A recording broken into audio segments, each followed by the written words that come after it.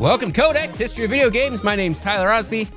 And I'm Mike Coletta. And this week we are talking about something that a lot of people are talking about right now because it is the 40th anniversary of The Legend of Zelda, the legendary game series. Not just because Legend is in its name, but because it's just a great game series. And so we want to talk about Zelda for a little while, don't we, Mike? We do. And we're talking, of course, it started in 1986 for the NES. Isn't that wild? Yeah. The Legend of Zelda is older than both of us. Yeah, that's true. If you think about it.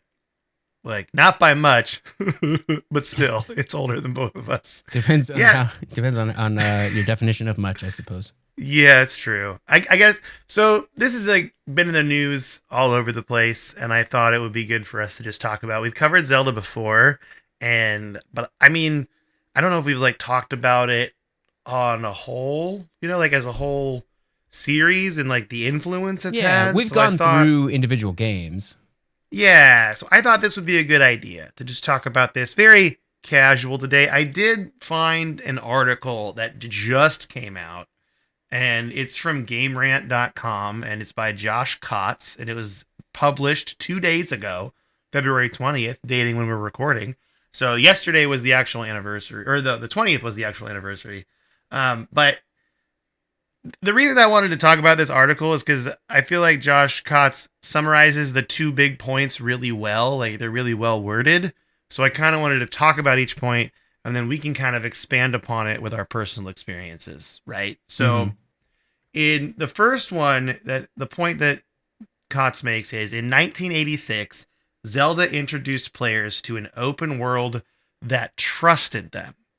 And I like the way that sounded because, for example, a lot of the older NES games, we've played old NES games, right? Let's just take Super Mario Brothers as an example. Just Mario Brothers, I guess.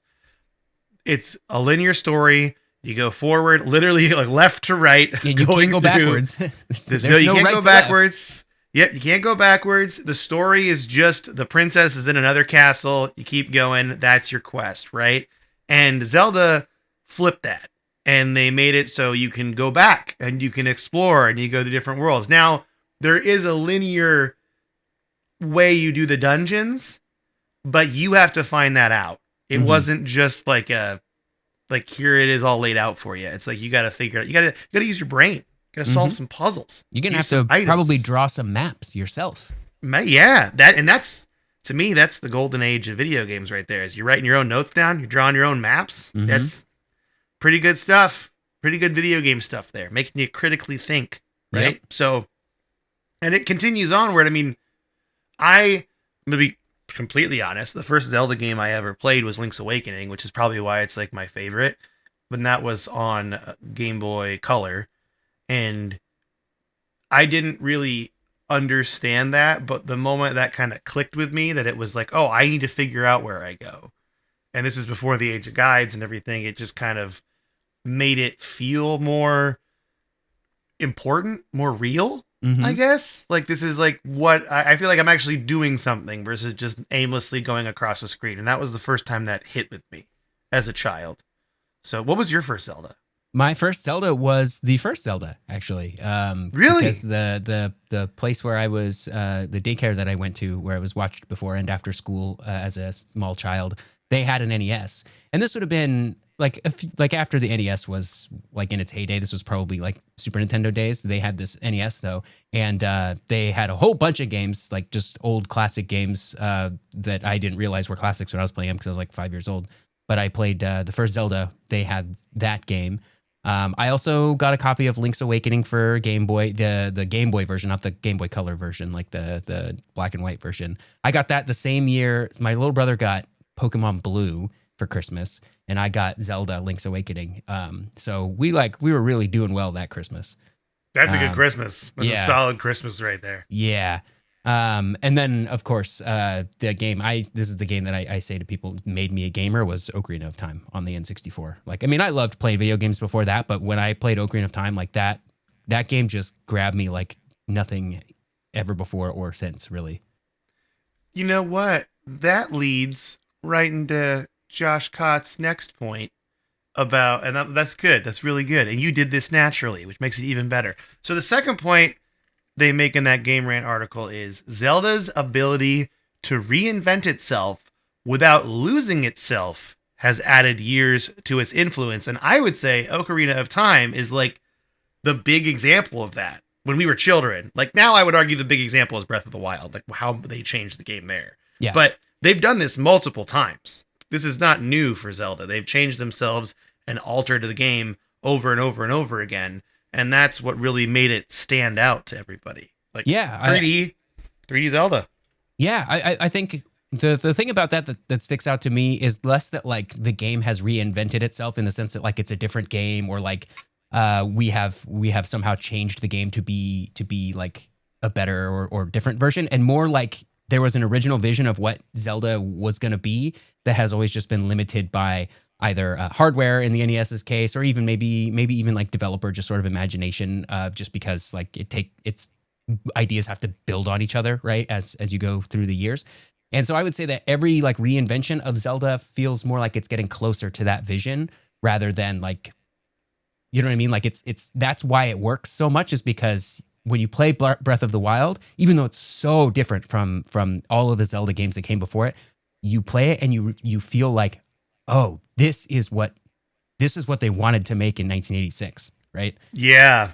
And that's not to invalidate all of the other Zeldas, because they're all great games, but it's like every time a new format or like paradigm of Zelda comes out, it feels like, oh, this is what they were trying to do in 1986.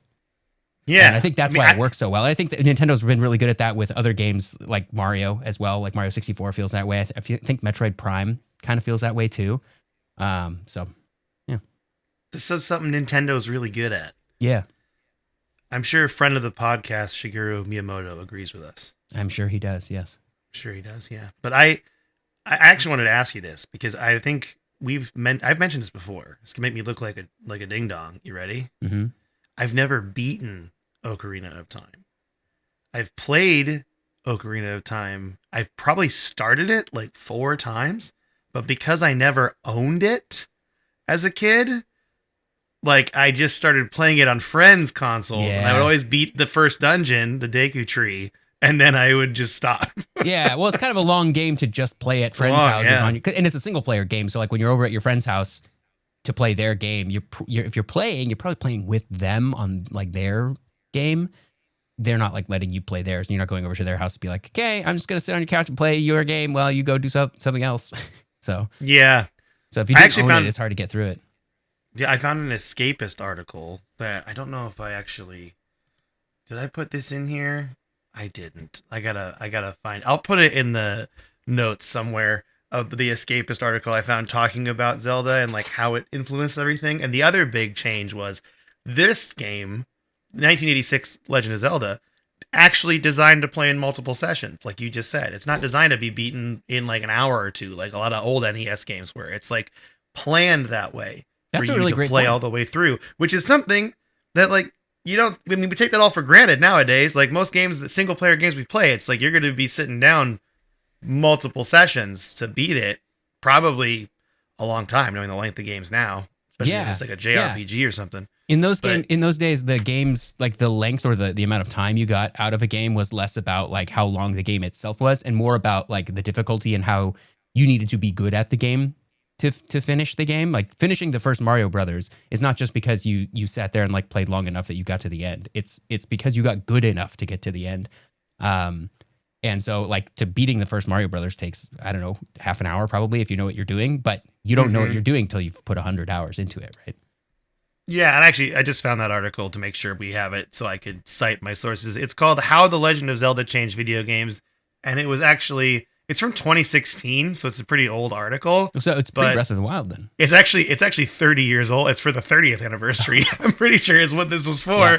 But it goes into the old one, and honestly, it's kind of interesting to get a section of time before Breath of the Wild, right? Because I think Breath of the Wild and Tears of the Kingdom have kind of changed a lot of people's perception on Legend of Zelda. Mm-hmm. So it's kind of good to get a different opinion from back then, right? Just to kind of get in their mindset of what was going on in 2016. Yeah. Right? So the other thing that also they introduced in the original Legends of Zelda, save files. That's true. Huge. It was one of it might have been the first, but it was at least one of the first battery backed games that had save files in it. Most games that if because this also wasn't the first game to be designed to be played in multiple sessions, like you said. Like it just clearly was designed around it. Because like games like Metroid had a password system, right? You were meant to come back to this game and pick up your progress, but it wasn't saving your progress for you. It was giving you some sort of like esoteric password that you had to put in because save files require a battery in those days because of the way that the memory worked, and batteries and the rewritable memory itself, like that stuff was just all expensive. And so if you could build your game without needing it, you saved money basically. Yeah, I actually have I should have just brought it over here on my shelf. I have an NES cart for Legend of Zelda, and I can't get it to work. And I changed the battery, thinking that was it. Does it not boot up at all, or doesn't save? It doesn't boot at all. So I got to Oh. figure out what's going on. It could just be the traces or something. I got to like figure out what's broken. Yeah. But I have a cart of the Legend of Zelda, which is funny because I do not own an NES, so I can't even. I actually gave it to my friend to test it, and he's like, "It's still broken," and I'm like, "Okay, well, I guess I'll go back to the drawing board." So, You sure it's not his Nintendo? Because Nintendo's their cartridge slots get messed up too on the. they get a original little NES. weird. They get a little weird. Yeah, a lot of them have to be replaced. It's not a That very hard is- thing to do. I've replaced them before, but you do have to do that. You just reminded me of something with your daycare because I think I had 2 or 3 NESs growing up, like, and we'd always get them from these weird like church silent auctions as a kid Mhm. because I don't know why the NES was big in a church silent auction, but it was. I think we got 2 of them that way of the 3, and then they finally broke and we moved on. But oh man, I love the NES. I just love everything about it. All of us blowing in the cartridges, just getting our spit all over them and making it way worse. Yeah, it doesn't actually do anything. It's just the act of taking it out and reseating it. Also, just replace the connector. That's all you got to do. That's all you got to do. It's not very hard. It's not very expensive. Just do it. Yeah. So I wanted to talk too also about the puzzles aspect of it and how that's kind of changed because I would say, and this is kind of a very keep in mind, I'm going back in time. This is very basic. I was a child. Link's Awakening. You get the hook shot and you're like shooting it at stuff and then you shoot it in the right place and it like pulls you across a chasm. Mm-hmm. Like that's a puzzle. I know it's not a very complex puzzle, but that's like a puzzle, right? And the game is teaching you this is what you use this item for. Just to think of how innovative it's gotten from there to like now with Breath of the Wild, because those shrines in Breath of the Wild and in Tears of the Kingdom to me are my favorite parts. Like that's like such a huge part of those games to me, and that's how far we've come. Is just like maybe you got to push a stone to find a staircase that looks different from all the other stones in Legend of Zelda, and we've gone from that to okay, you have powers, you got to grab a ball in thin air, you got to move it over here, you got to do a physics puzzle. Like it's so fun. And when the machines they added in Tears of the Kingdom, just escalating that even more, making it even more fun. Like I think Zelda has a place in video game history and it's completely deserved. Like there's no one I think out there that can say Zelda's overrated. That's a crazy thing to think. Yeah, it is rated accurately and it is rated very highly. Yeah, because it's got all this stuff changing it and everything. Yeah. Right? We can argue about individual games and where they should sit in the like tier list of Zelda games, which we have done. We did do a tier list of Zelda games. We did do that. I just want to say I Link to the Past, C tier, and I stand by it. Ooh. Stand by it. We made that C tier? Yeah. That's the Super Nintendo one, right? Yep. We made that one C tier. Oh, you know what you just reminded me of? I knew we didn't even need notes for this episode, by the way, because we're just going to go off on this. Legend of Zelda, randomizers. Oh, like, yeah. The whole world of randomizers was because I feel like people did it with Zelda, right? Like it's not the only game that does randomizers, but yeah, huge. I should do an Ocarina of Time randomizer because like the fun thing about randomizers is, so if for those who don't know what a randomizer is, basically there are lots of different versions of this and different rules and stuff, but basically what you'll do is you'll take a ROM file that you legally own, of course. Obviously. And you'll run it through a special program on your PC or whatever that will randomize the locations of all of the items that you get in the game, because the way Zelda works is you sort of build your arsenal up on top of each other. So you like acquire more equipment as the game progresses, and that lets you like get into like further and further into the game. Randomizers will change the location of all of these all of these like equipment pieces to different rules. There's harder ways to do it and easier ways to do it. But basically what they're testing is like, how well do you know this game such that we can give you just a random piece of equipment and you know where to go with it in order to get another random piece of equipment to take somewhere else. Like, you know where to go. You have to know the game really, really well in order for it to work. They're pretty fun as an idea. I don't think I've ever done one before, but I think I know Ocarina of Time well enough that I could do an Ocarina of Time randomizer. Dude, this is something I would want to do with you. I would want to watch you do this. I would be your navigator if you need it. An Ocarina of Time randomizer? That would be really fun. That sounds fun. I'd do it. I would do it. Because like I've never beaten the game, so it'd be really funny for me because I'd have no idea what's going on. And then on top of that, you could like your skills will be tested. Like, I watched a randomizer where they didn't have a sword for like the first hour. They were trying to find a sword. Man. And you're just like, you got to run from enemies or use like magic. So it's like you got to run around. It's just that sounds kind of tedious. That sounds like maybe not fun, but yeah, there are different ways to do it because there are ones that'll be like, well, literally any chest can have any item in it, so you need to know where all the chests are in the game. That one doesn't sound quite as fun to me, but the ones that are like large chests that contain like important items, they still contain important items. You just don't know which one you're going to get.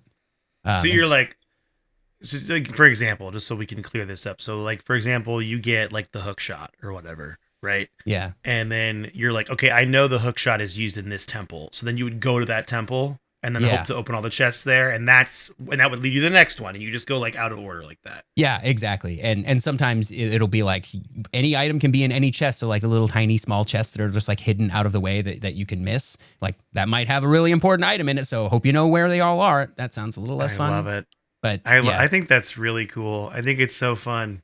Yeah. Because it makes it also like two things. You get a whole new game almost. And on top of that, it tests your skills. Like, I feel like it's a video game test of champions, right? Yeah. Kind of like how the special version of Sword Quest was made. That's true. A couple episodes ago. Yeah. So we got a really fun email about that, and I'm excited to read it when we do our mailbag next. I'm excited. I'm so excited. Okay, so randomizers is one thing. Now, I just thought maybe, because it's going to be a little bit of a quicker episode this week, but I wanted to talk about like how, like, our favorite Zelda things. Like, do you have a favorite Zelda weapon? Ooh, favorite. You can't say the Master Sword. Okay. Maybe item. Should we say item? Because I mean, I've always been a bomb guy. Like, I just love the bombs. I know it's silly. It's also silly because you got these bombs in this mostly medieval world. Yeah, with these bombs, and I think it's just so great. I have always loved the hook shot and the long shot that goes along with it in Ocarina of Time. I've always thought that's a very cool item that's like very consistent in how it is used because it only works on like wooden things where the arrow where the end can bury itself enough to pull you across a chasm. I also love, maybe this is cheating a little bit because you said no Master Sword, but I do love the Bigoron sword in Ocarina of Time. Because it is twice as powerful as the Master Sword, but it requires you have to hold it in two hands, so you don't have quite as much use of your shield. But the real fun part about the Bigoron sword is the gigantic like trading quest that you have to do to get there, because you like start off with like a chicken egg, and then that chicken egg hatches, and then you have to use that chicken to wake somebody up, and then he gives you something, and then they give you something, and then you like have to carry it through this very long thing, and it culminates in this race across Hyrule where you have to deliver eye drops to the Bigoron because he can't see, but the eye drops, they'll expire. So you have like, I can't remember how much time they give you, 5-10 minutes to basically race across Hyrule to get this Bigoron his eye drops so that he can make the sword for you. Which is really fun. Two things. That's a cute story. That's a cute quest. Like, it fixes the guy's eyes so he makes a sword for you. Yeah. Second thing, are you telling me the Legend of Zelda Ocarina of Time created the YouTube genre of trading up? Because that's a big YouTube genre. Yeah. Of like, I'm going to start. Yeah, I'm going to start with a paperclip or $1, and I'm going to get a house. Yeah, exactly. So Legend of Zelda is to thank. That's the other thing. The big influence from that. Yeah. Okay. Yeah, it's wild. I think Link's Awakening also has a big trading quest. Link to the Past might as well, but I'm not as familiar with that game. Gosh, now I feel like a bad fan because I don't remember it if Link's Awakening does or not. It deserves a replay. I beat the DX version, and then I played the new version on Switch that I loved. Yeah, the plasticky really toy version. I love that one. But yeah, I wanna do that more. I'm like, I could do a randomizer for Link's Awakening. You I think feel so? like I could probably figure that out. Yeah. Yeah. So Have you that would played be fun. Echoes of Wisdom? The Zelda, the one where you play as Zelda. Yeah. Yes, and I've beaten that one. Oh, That I one's love great. that one. That one's so good. Echoes of Wisdom again, like reinventing yourself, like taking a story, and so instead of being Link, you're now Zelda. You're flipping the roles, and it still works, and it's great, and it's innovative, and it's fun. Yeah. And in that world, that just happened. Okay, this kind of leads to my final point, probably. I say the final point, but we've already made up 3 points I didn't write down, so who knows what's going to happen. But a big complaint about Legend of Zelda, and we've talked about this when we did our episodes, is the timeline is a mess, right? Oh, Timeline doesn't make any sense. There's like an old Link and a young Link, and it splits in half. But I think that not making sense in a way is a positive thing. You're talking about Zelda. the chronology of all the games. Yes, Like the what order do they chronology. take place in? Exactly. I think the chronology not making sense is a benefit versus an adherence, because the benefit is you can do stuff like Echoes of Wisdom. You can just flip the story on its head, because the prophecy being there's always a boy named Link and there's always a princess named Zelda, that's still there, but now it's flipped and it's totally fine and it works still. And I loved it. Yeah. Yeah. Hot I take? liked Echoes of Wisdom a lot. Hot take? Go for it. I have a hot take on the Zelda timeline. Who cares?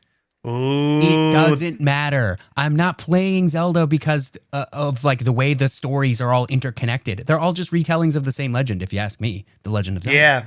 The Legend of Zelda. Well, I better return that steel book copy of the Hyrule Historia I bought you. I'm just kidding. I do didn't have buy a that. copy of Hyrule You do? Historia. Yeah. You do? Yeah.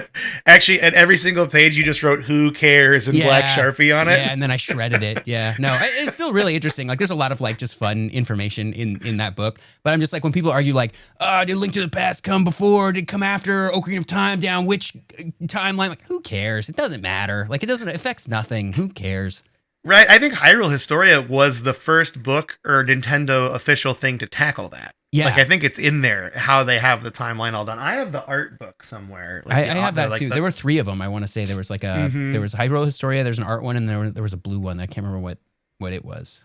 Yeah, maybe like an encyclopedia or something of like the monsters Yeah. or whatever. I think it's, I mean, also on top of, like, we didn't even talk about like the enemies and the monsters and the bosses and just how the boss battles, like the idea of going into a dungeon with a boss at the end and just that feeling. And it's not new. I mean, D&D was doing that before, but I feel like Zelda translated that to video games in a way that was much more accessible to other people. Yeah. Like me as a child specifically. Like, if you'd have thrown me in a game that was about D&D, I would have thought it was awesome. Don't get me wrong, but I would have had no idea what was going on. But Zelda's dungeon system of, okay, you're going to get the compass, you're going to get the keys to open the doors, you're going to get the big key, like the map, that stuff made it a little more accessible for me as a child and made me love it even more. Yeah. So that was a positive too, I would say. Do you have a favorite dungeon or a favorite boss? And maybe they're the same thing. Oh, man. Favorite dungeon or a favorite boss? I liked in Link's Awakening, I don't know the name, the worm with the bombs. Oh, that you gotta hit. Yeah, I can't remember. Like, I think it's just kind of a fun, because it's not super hard, but it's hard enough because you can't blow yourself up. But that's a fun boss to me. I would say also, I love what they did in the new games, like the Tears of the Kingdom with the giant like mech dungeons that moved. Yeah, I never really got that far into Tears of the Kingdom. I should probably do that. Dude. Especially, I should probably just get the Switch 2 upgrade and just play it at nice 60 FPS. Yeah, dude, I would do that. I would for sure do that. Because there's the also the above and below in Tears of the Kingdom I really like too, just to make there's more game. There's just so much more game. Because like exploring the underground in Tears of the Kingdom is just a whole nother way to play the game, right? It's so different. And I definitely made the generic hover bike that everyone makes with like 2 offset fans and then a control panel on top that you're just like just zooming across Hyrule. Yeah, it's pretty funny. People have made some crazy stuff in Tears of the Kingdom. Like, when I saw what they were doing there, I was like, this is not that interesting to me because I don't have the imagination necessary. But I was like, there's going to be some great YouTube videos. Like, I mean, there's already stuff from Breath of the Wild that didn't, like, that game wasn't meant to do a lot of the things that people are doing in it. Reminds me of like the warthog jumping and stuff that was in like Halo 2, where it's like this wasn't put in here on purpose, but people are doing it anyway. And it's like Yeah, really man. clever. People that just, and we've talked about it at length before, but people that just make things in video games the way they're not intended, like surfing in Counter-Strike. Mhm. Like that's who knew, someone learned you could do that, and then they made a whole thing out of it, and that's just fun. A whole genre of maps in Counter-Strike are based off this Mhm. weird physics. Like I hesitate to call it a glitch, but just a weird physics quirk of that game. Yeah. And I mean, randomizers in Legend of Zelda, like we just mentioned, that's just something that works with Zelda because of the way the game is built. And the items. And there's one randomizer that randomizes both Link to the Past and Super Metroid. And you can find items in, and I don't know exactly how it works, like if there are specific points on the map that like switch which game you're playing, but you will like find items in Super Metroid that are Zelda items, and then you'll flip back to Hyrule in Link to the Past and like do stuff with those items, and then you'll find Metroid items, and then you'll have to flip back to Super Metroid. So you need to know both games really well in that same way, and you're like playing through both of them at the same time, which is like really fun. that's really cool. Let's see, again, I love video games. I love video games for this. I love them for this weird cultural thing that people make and the creative ways they do things in them. And I think Zelda has made it so that it is expanded upon and it's influenced it in that way as well. Yeah. So that's why it's sweet. And I love it. Do you have a favorite dungeon or boss? I didn't ask you. Yeah, I think my favorite dungeon and boss is, well, okay, favorite dungeon is I think the fourth dungeon in Majora's Mask. I can't remember which one it is. We the didn't one even that's, talk about Majora's Mask. yeah, the one that's the tower that you like get halfway through the dungeon and then the whole dungeon flips and now you're in the same dungeon but it's upside down, but like it's a whole different dungeon now. That dungeon is very cool. My favorite boss is Twin Rova from Ocarina of Time though, because I love the mirror shield like reflecting at one or the other and like storing the energy, and like that was a really fun. That's cool, man. We love a boss with Shadow good Ganon. mechanics. Yeah, Shadow Ganon's really fun Ganon. too, with like hitting the thing back and forth. It's fun. Mm-hmm. Man, in Tears of the Kingdom, though, most terrifying monster with the void hand things. Have you seen those? Mm-mm. They're like hands in a pool of goo that just like follow you, and it's like shadow hands, and it's I hate it. What are they called? Something master. They're like, yeah. I just don't like that they put a Handmasters. They put a Dark Souls monster in a Zelda game. I mean, why you got to do that? Why you got to scare me like that? Okay. Gloom hands. Tears Gloom of the hand. Kingdom. Yeah, because they call it the gloom. Yeah. Yeah, there are hands in Ocarina of Time as well. I can't remember what they're called, but they're like they're scary too because you don't see them until they descend upon you. But they're like, you can see the shadow around you getting bigger and bigger, and you're like, oh no, it's gonna fall. I hate that. I even thought the spiders in the Deku tree where they couldn't take a hit until you like flipped them over with an arrow. Mm-hmm. Then those were scary. So yeah, the spiders in Deku Tree are scary.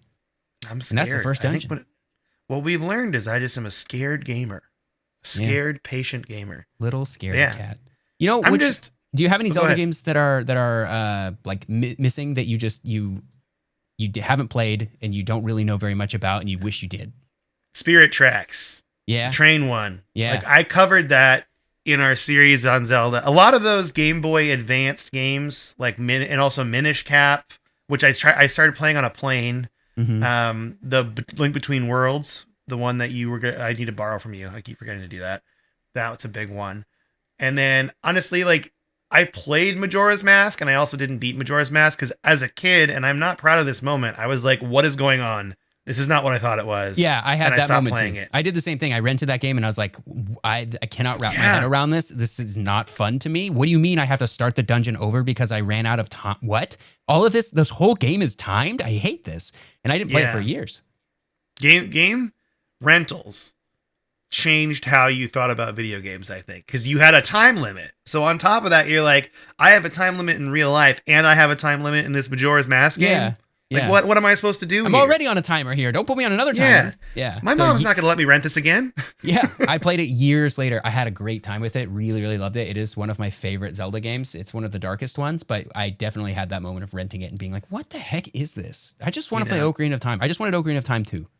Now that I have analog 3D and I don't own those Zelda games because they're kind of pricier. The for good reason. I mean, but I need to get those games so that way I could play them Yeah. because I think it's a missing hole in my video game repertoire. Majora's So Mask had that cool like 3D, you know, those things where the 3D things where you like tilt them in your eyes and like you could see it like oh like holographic things. I can't remember what like the cards or whatever. yeah, like sports yeah, cards to do it. tilt You them. like see a guy kicking a soccer ball in the goal or whatever. Like the cover of at least the earlier pressings of Majora's Mask have that on it. I think it's like one of those pseudo 3D things.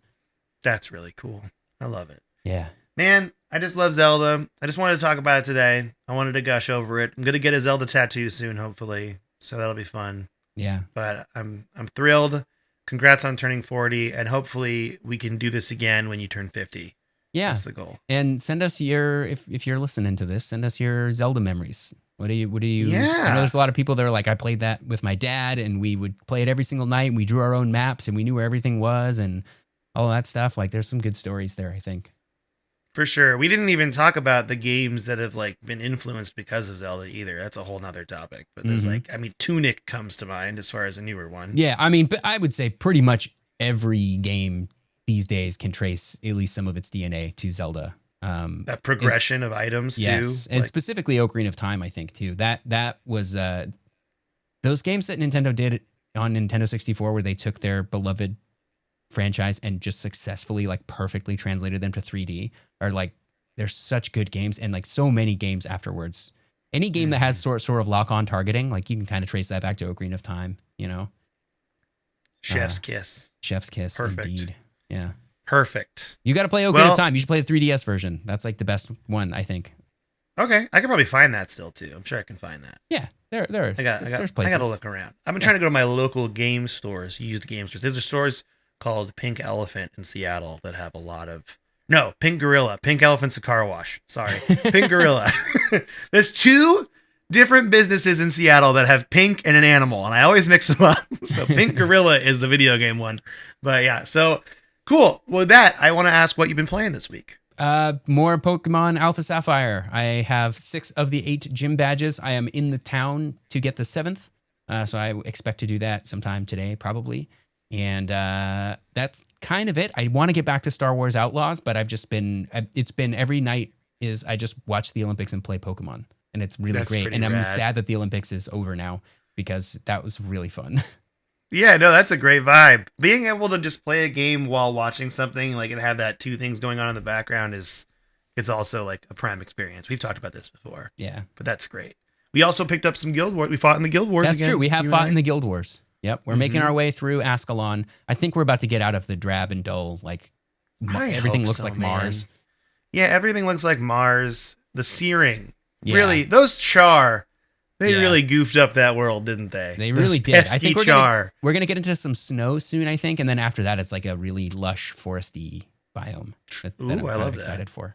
Well, we also failed the last mission together. We got wrecked. We let Prince Rurik die, everyone. Yeah. Oh, no. And if it's in that game, it's you die in the game, you die in real life. If your party gets wiped, you're out. Mission's over, You're baby. booted back. Yeah. Booted back. Yeah. What have you been playing, reloading the save.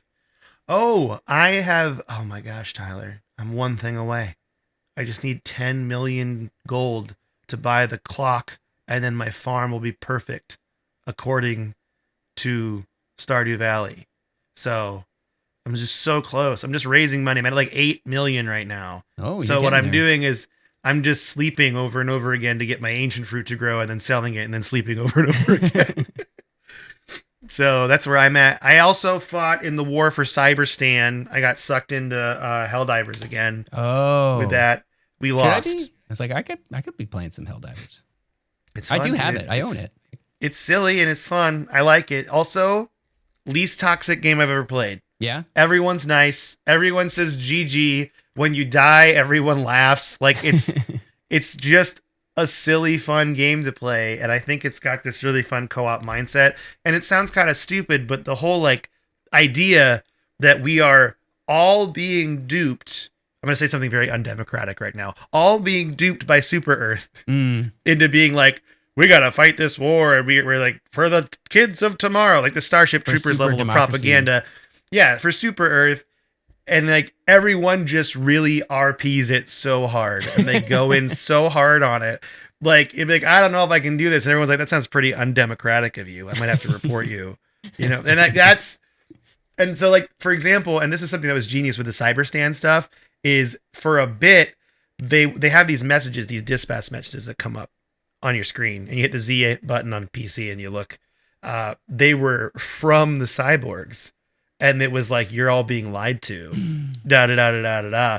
And then they referenced a thing from the Vietnam War, like Hanoi Hannah, which is like a person that would like send these radio messages to like American GIs fighting in the war that they're like not, they're fighting a losing battle, they should leave, like demoralizing, like, yeah, and just making it so they leave. It's like propaganda, and they're having the robots in Cyberstan do that. Like, Super Earth is a lie. They're lying to you, and it's just also the planet's named Cyberstan, so it's like Afghanistan, but it's called Cyberstan. So we all know what's happening, but it's just really fun. It's a fun little satire game, and the gameplay is good, and the rewards, like you get these medals every time, so you feel like you're progressing, you're upgrading, and you're doing stuff. And what's amazing to me is there's people fully upgraded, max level, still playing the game. Hey, they just like helping people. Game's fun with people. Game's fun. Might as well play it. So yeah, doing that. I'm gonna get back to Shadow of Mordor soon, hopefully. But with that, it's kind of all I had in mind for today. How do you feel, Tyler? I feel pretty good. It's a quicker one this time. We both were a little short on time this week to put together a proper researched episode. So hopefully that's all right. And if it's not, full refund. Full refund. You get your free back to you. We'll send it right back via email. That's right. I'll send you an email that says this was free, and then you got it. So, all right. Well, if you want to help us out, you can leave us reviews everywhere you leave podcast reviews. That helps us out a ton. If you want to tell your friends about us, it helps out a ton. Want to go to codexpodcast.net. That is our website with all our links on there. And then you can send us an email with the contact form, or go to codexhistorypodcast@gmail.com. That's our email address. Tell us your Zelda stories. We like those. We do. We like reading those. Mm-hmm. They're sweet. Also, if you email us and I don't respond right away, or we don't respond right away, just know it's because we're really bad at checking our email, and it has nothing to do with you. It's true. Just know that. I was realizing that. I'm like, oh, some of these emails have been here a while, and I'm so sorry. But I promise we'll get to you. Okay? So with that, Tyler, do you want to say goodbye to everyone? Yeah. Goodbye, everyone.